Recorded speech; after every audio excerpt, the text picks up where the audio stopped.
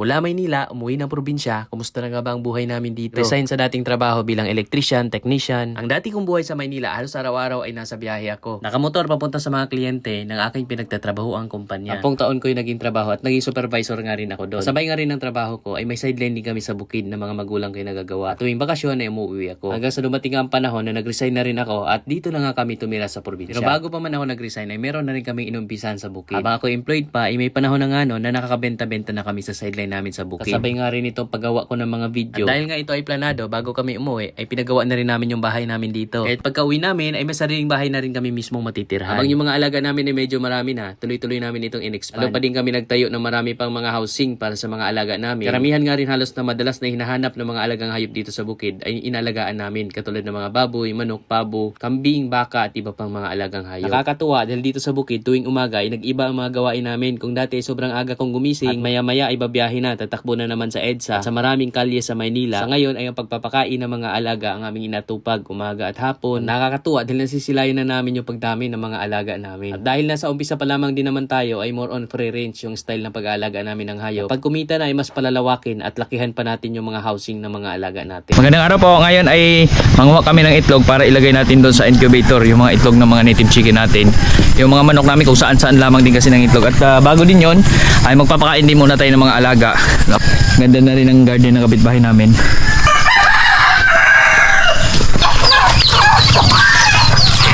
Wala dito na yung iba. At napaka aga nang umalis ng iba. Pumupunta na sa doon sa mga damuhan. Doon sa kabila ang ating itlog. Ayun, yung mga pabo.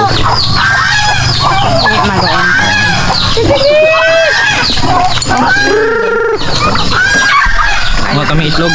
Ikuan mo lang, buhos mo na dyan lahat. Mga kami itlog na. Yan ang mga alaga natin sa ganitong oras. Natin, ayan.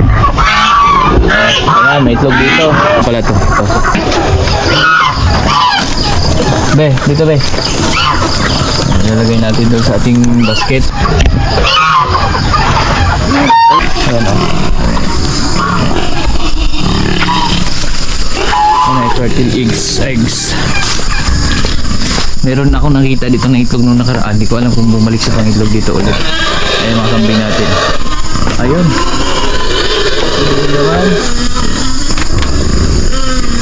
Wala. Itong may mga itlog yung lalaki nito. Ayan. May mga baboy din tayo dyan, no? May mga ibang baboy natin. Tingnan natin, ayun, no? May mga itlog sa ilalim, no? Isang araw na itlogan, 4. So ibig sabihin may 4 na manok na ng itlog din dito. Itong iba, puro ano yan, plastic. Ayan, 5. Hindi ayos be. Hindi makuan. Hindi nila tukain. Hindi kayang tukain kasi minsan may manok din nanumuta. Manok ko. Ayan, ito pa nga. Yan, ito kahapon lang dito. 13. 13. Ngayon. So ngayon ang pinakamaliit kasi madalas meron mga 15, 16 ganyan na nakuha ko. May medyo konti na. Hello, kampi. Yung mga pakain natin galing dito yan. Yan, meron din dyan. Kasi yan po magkakahiwalay ng mga baboy. Ito naman para mamayang hapon to. Yan. Kasaba na niluluto. Naluan lang yan ng darat. Yan. Tapos feeds din, konti. Libre na. Pakain ng alaga nating baboy. So ganyan yan yung pinaka main na pakain sa kanila. Hello. Doon tayo sa kabila. May nanganak. Tapos may mga bagong awat din ang anak. Nag-aantay pa pagka naglandi na. Sampahan. Bagong uling. Dadalhin dito.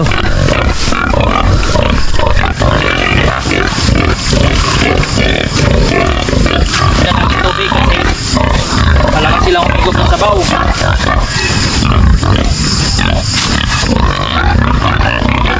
Na sila. Direk. Free range ito na pinapakawalan lamang natin dyan sa may damuhan na part. Dito, pumupunta lang sila dito pag nakain. So, sa open yung likod eh. Kakapunta yan sila doon sa dulo. So marami silang nakakain dito. Bukod dito sa binibigay nating kasaba, may darak na puting feeds, mga damo, yung mga insect dyan. Ang mga baboy din kasi mahilig ito magbungkal ng lupa.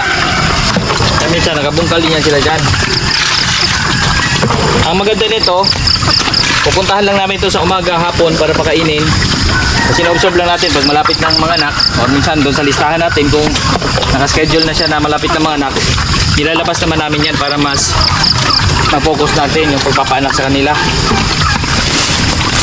No, at hindi sila mga anak kung saan-saan lang. Ayan. Oh, lakas kumain yan. Brown lang talaga sila kasi pre-range at yan ay kuan sila doon sa mga tubigan. No, doon sila lublob. Natin dito sa mga baboy natin. Yung ating naka-ready kanina nakasaba na may darak at konting feeds. O ayan o. Lakas kumain. Ito yung mga next na gagawin nating inahin. Actually by this month kung maglandi ito, papasampahan na rin namin to. Kasi naka more than 7 months na to. No, halos mag-8 months na. Lagi na itong naglalandi pero hindi pa namin pinapasampahan kasi inaantay natin na umabot sa edad na 7 months pataas. No, para ready na sila na pwede gawing inahin. Yan. So ito malalaki na to. Compare sa dati naming mga baboy na chapsoy, maliliit sila nung naging inahin. Ito malaki na bago pa man nagbuntis. Ito yung amin kasi yung ibang inahin namin, lumaki lang yun nung naging inahin na, nagbuntis at nanganak na. No, ito tingnan natin kung mas may ilalaki pa to pagka ito ay nagbuntis na rin, no, at nanganak na. No, kasi ito ay magandang klaseng baboy na ito, matataas na yung mga dugo nito. Mga good blood na sila. No, so ayan yung ating mga alaga dito. Doon sa unahan naman, nandiyan yung mga baka nakapastol. No, tapos yung mga pabo natin at gansa dito rin nakikisalo. Yung mga manok din natin, yan gumagala na. So yun yung bahayan ng manok. Tapos yan, may bahayan pa din dyan ng mga manok, baboy, at may mga bahayan din ng kambing doon sa likuran. Incubator natin nandito na, gumagana na.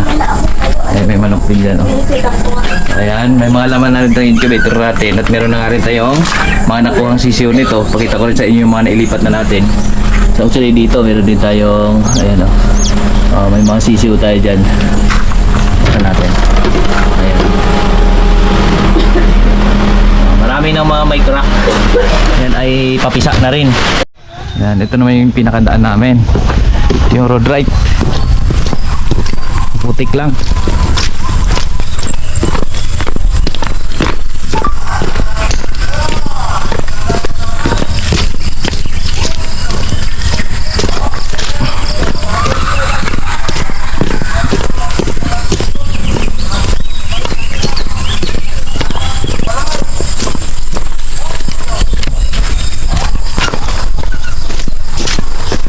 Uy, Hampi.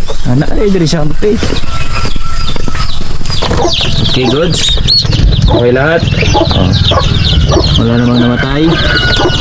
Oh, yan ang pinakamahalaga. Okay lahat ng sisiyo. At nakalat naman sila. So, ibig sabihin, okay sila.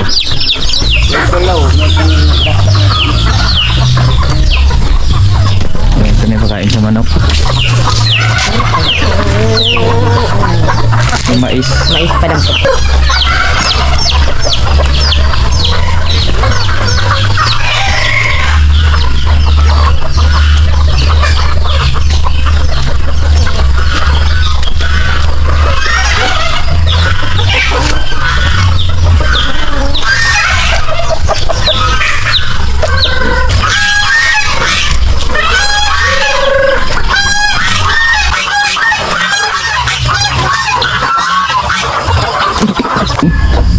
Oh, makain naman damo. Damo naman kinakain ng mga rabbit natin ngayon. Yan, may mga damo-damo dito. May mga gamot-gamot. Ito, oregano. Tapos meron din dito ang lagundi. Yan, oh, mga gamot din yan sa mga alaga natin pag may sakit. O kahit sa atin mismo, ginagamot yan namin. Ito naman yung mga pabo natin. May baboy tayo dyan. Ito yung mga nakuha natin ngayong araw na ito na itlog. Yan yung total na nakuha natin. So, halos isang tray na rin. No? So ganun kadami yung napupulot natin araw-araw dahil sa daming inahing manok din ng itlog ngayon. Nasa mga 30 mahigit din kasi yung mga inahing manok natin dito. So halos lahat ng inahing manok ngayon nangingitlog. Ayan. No, ang tip naman natin doon sa mga nag-alaga ng mga free range chicken, kapag pinapakawalan lang naman tulad dito, open area, yan. Actually pumapasyal nga rin yung mga manok kahit sa mga kapitbahay namin sa silong nila. Yung mga sobra-sobra yung mga kanin-kanin, kinakain din nila yan. Yung mga damo, yung mga insekto, yung mga bunga ng mga puno, bunga ng mga prutas, pag nangalaglag kinakain nila yan. Kaya sa amin, mais na binibigyan namin. Kahit yung mga nakikita nila dyan lumilipad, mga anay, kinakain din ng mga manok natin yan. So kaya talagang nga namang malaking tulong din kapag naka-free range yung mga alaga natin. Meron nga lang mga disadvantages din, minsan pumupunta yan doon sa mga damuhan. May iba nangingitlog sa damuhan, may iba lumalayas, so may mga disadvantages din minsan. Kaya kailangan din talaga matansya tayo, kailangan pakainin natin umaga, hapon. Sa amin binubusog namin ng mais din yan, either yellow corn or puting mais, para mangingitlog sila. So, kasi busog sila lagi. So, ayan. Kapag ka nakakulong naman, usually pinapakain ng iba yan ng yung mga pampaitlog naman, yung pang layer na mga feeds. Kapag ka nakakulong lang. Pero kapag ka naka-free range naman, nangingitlog ng kusa yung mga alaga natin gamit ang mga natural na mga pakain mula sa paligid.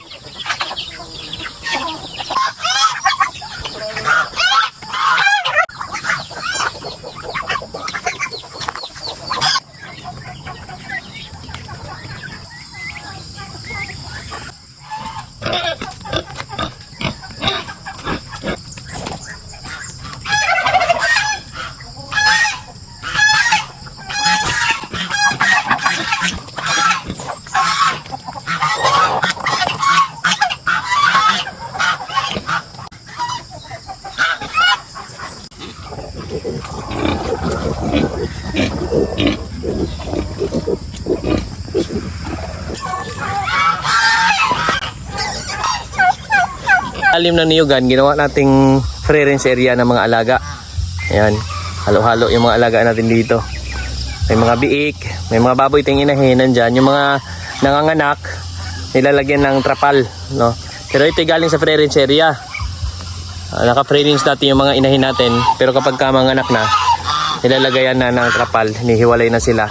No, para hindi kung saan-saan mapadpad. Saka yung mga anak nila minsan maiiwan kapag ka naka-free range. Yung mga kambing naman, nandito. So, ayan. Ibang kambing natin nandito. May mga anak na rin yan. May mga bagong nanganak. So, ito yung mga alaga natin dito.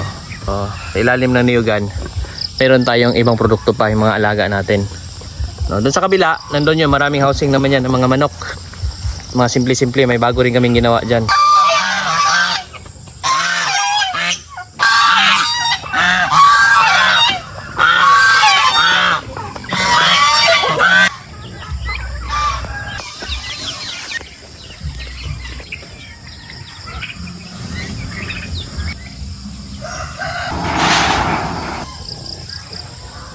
Yung inahin nating baboy, daming anak, napakarami niyang anak, malalaki na rin. Ayan, chapsoy na inahin to. Kumbaga crossbreed, mixed na breed na siya. So may blood ng native, may blood din ng white pigs. Iba-ibang halo na yung lahi niya. Ay yung anak niya, tingnan nyo. Maliliksi din. So ang paraan natin, ganito lang yan, nakatali o kaya naka-free range. So ayan, mga anak niya napakarami. So ito ay may 13 na anak. No, ganun kadami yung anak niya. Tapos dito naman yung mga pabo natin. Diyan mga alaga nating pabo. At meron din tayong mga magagandang lahi na ng mga inahing baboy. So yun naman yung andun sa kabila.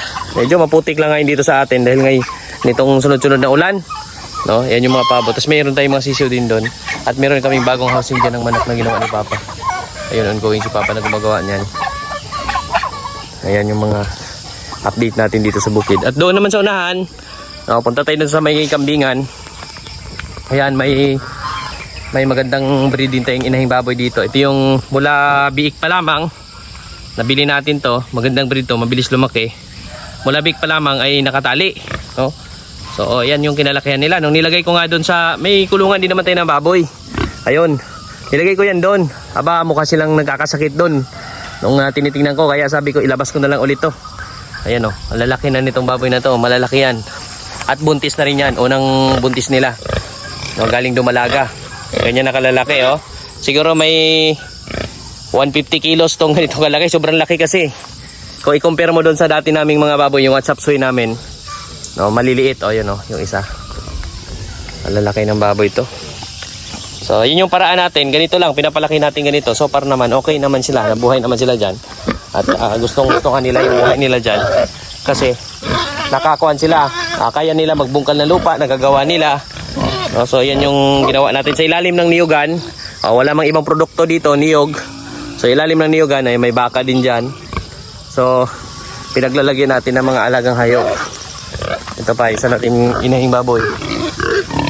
Yan. Tapos may mga makukulit tayong cute na mga biik na sinusundan tayo. Ayan print niya rin yung mga biik. Pero hindi niya yan anak. Anak yan doon sa kabila kasi buntis tong inahin na ito. Ayan, halo-halong mga biik yan. Ay, gusto nang dumidi sa kanya Naku, unahan pa yata ng didi yung anak niya. Ayan, yung ating inahing baboy na maganda-ganda ng lahi niyan. Kasi ang tatay daw niyan ay landrace. Ang nanay niyan ay large white. Kaya ang lalaki. So ayan, tinisting lang naman natin sa ganitong paraan ng pag-aalaga. So far naman okay naman na lumaki, buntis. So ang titingnan na lang natin yan next, kung ano yung magiging sitwasyon pag nanganak na siya. Ilan yung magiging anak, kung okay naman ba yung mga anak niya. So doon naman natin titingnan. Actually ito, ang paraan ng pagpapalaki namin dyan, hinahaluan namin ng darak, mga natural na pagkain, madre de agua. Ayan yung mga pinapakain natin dyan. Tapos hinahaluan natin ng feeds. So, ang hinahalo nating feeds yung BMEG Premium 1 para sa inahin na nagbubuntis. Tapos BMEG Premium 2 yung dami biik. Doon sa mga nagbubuntis yun, dami biik. Tapos may anak na BMEG Premium 2, dami gatas. Yun yung ating pinapakain dyan. So napakagaling din naman ng mga inahin natin yan.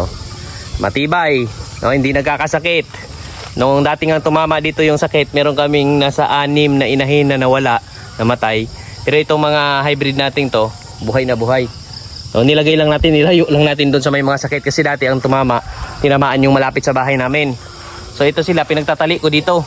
Yan, nilayo natin. Yung iba, doon pa nga sa kabila. Doon, sa malalayo, yan. Diyan apart.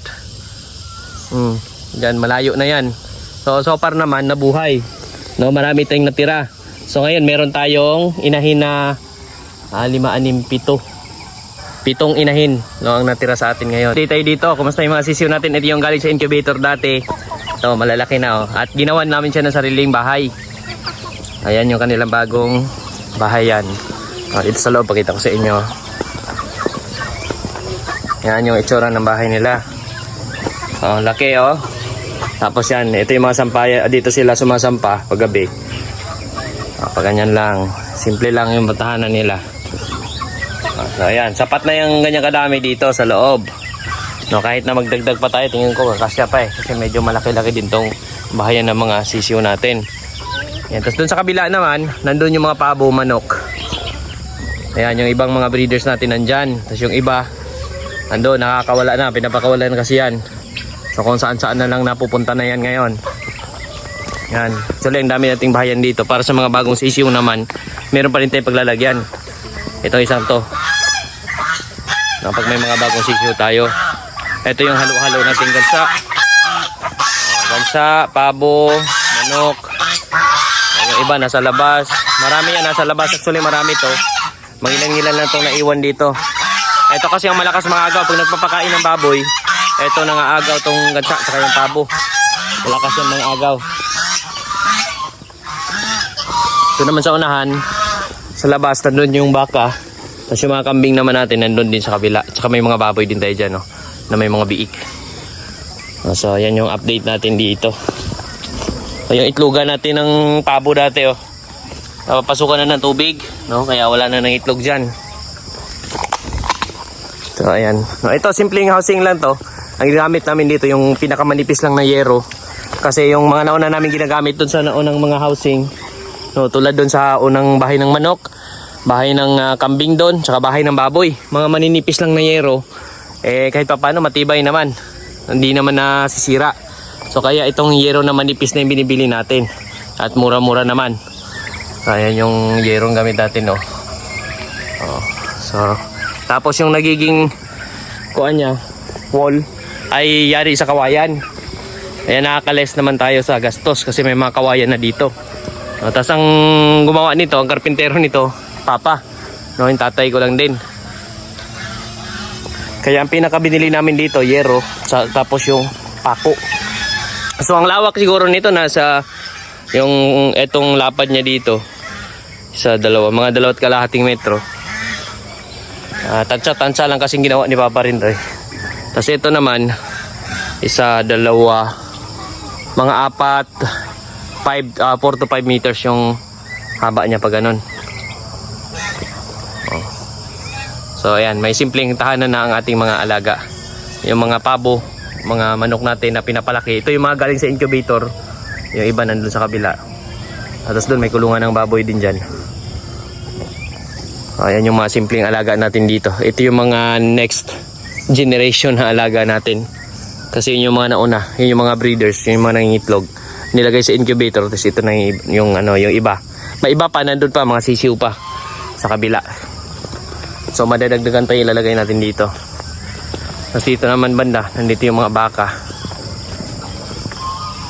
Ayan, dito sa likod. Tapos doon may baboy. Oh. Mga nakataling baboy sa ilalim ng mga puno. Hello. Oh, tapos dyan din, mga tanim natin dyan, gabi. May mga gabi dyan, gabi San Fernando. Kasi yan yung niluluto, pinapakain sa mga alagang baboy din yan. May mga saging din dyan. Tapos doon sa kabilang side, ito, doon sa kabilang side, may mga kasaba dyan, doon sa dulo.